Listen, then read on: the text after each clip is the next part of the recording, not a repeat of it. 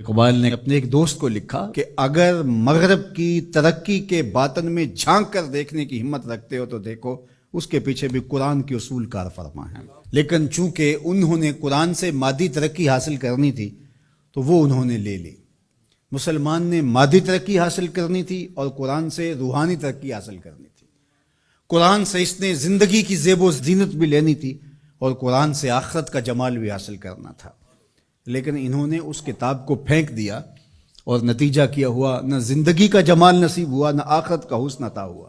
قرآن انسان کو کھڑا کرتا ہے، انسان کو عروج دیتا ہے، انسان کو اس کی ذات سے ملواتا ہے، خودی کا تعقل دیتا ہے، اس کی ذات سے اس کو آگاہ کرتا ہے، اس کو مقصد زندگی بتاتا ہے، اس کو زندگی گزارنے کا اسلوب بتاتا ہے، اس کو معاد اور آخرت کی زندگی کے بارے بتاتا ہے کہ یہاں رہنا ہے تو کیسے رہنا ہے، وہاں جانے کا راستہ کیا ہے. قرآن اس کو مکمل، کامل اور اکمل زندگی عطا فرماتا ہے. لیکن انسان نے قرآن سے زندگی تلاش ہی نہیں کی اور اس سے زندگی حاصل ہی نہیں کی. اللہ اکبر. حامل قرآن و بے ذوق طلب. اقبال کا ذرا لہجہ دیکھیے. حامل قرآن و بے ذوق طلب، العجب ثم العجب ثم العجب.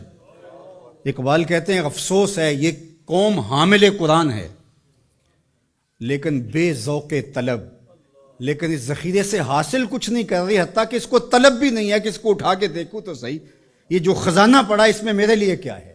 کہا عجیب بات ہے، بھوکا بھی ہو، پیاس سے تڑپ بھی رہا ہو اور اس کے پاس میٹھا چشمہ بھی بہ رہا ہو، لیکن وہ ادھر رخ نہ کرے اور گندے نالے پر بیٹھ کر چلو بھر بھر کے پی رہا ہو تو اب یہ بیمار ہوتا ہے اور ڈاکٹر سے کہتا ہے میں بیمار کیسے ہو گیا. اقبال کہتا ہے افسوس یہ ہے چشمہ شیری قرآن کی شکل میں موجود ہے لیکن یہ پتہ نہیں زندگی کا جمال کہاں ڈھونڈ رہا ہے. تو یہ اس کا ذوق طلب نہ ہونے کی وجہ سے ہے، اور ذوق طلب جس کا ہوگا وہ ضرور اس سے کچھ حاصل کر لے گا اور اپنی ضرورت کے مطابق حاصل کر لے گا.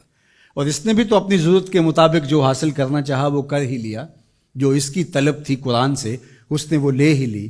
لیکن اگر قرآن سے زندگی کا اسلوب سیکھنا چاہتا تو اقبال کہتے ہیں کہ وہ زندگی کا اسلوب اور زندگی کا جمال اور زندگی کا حسن انسان کو دیتا ہے. قرآن یقین کا نور دیتا ہے. اور ہمارا بہت بڑا مرض ذوف الاعتقادی ہے. ذوف الاعتقادی قوموں کو کبھی بھی نہیں اٹھنے دیتی، اور دوسرا ان کے نظریات کے اندر یکسوئی پیدا نہیں ہو سکتی، چونکہ وہ جن لوگوں کے زیر اثر ہوں گے ان لوگوں کے نظریات کے حامل ہوں گے اور وہ قوم ہی نہیں بن سکیں گے. اور نتیجہ کیا کہ ایک علاقے کا اسلام دوسرے علاقے کے اسلام سے نہیں ملتا، ایک پیر خانے کا اسلام دوسرے پیر خانے کے اسلام سے نہیں جڑا ہوا، ایک تنظیم کا اسلام دوسری تنظیم کے اسلام سے نہیں جڑا ہوا. تو یہ سارے اسلام سینکڑوں ہزاروں کی شکل کے اندر جو نشو و نما پا رہے ہیں تو یہ جتنے مرضی اوپر چلے جائیں نتیجہ خیز نہیں ہوں گے.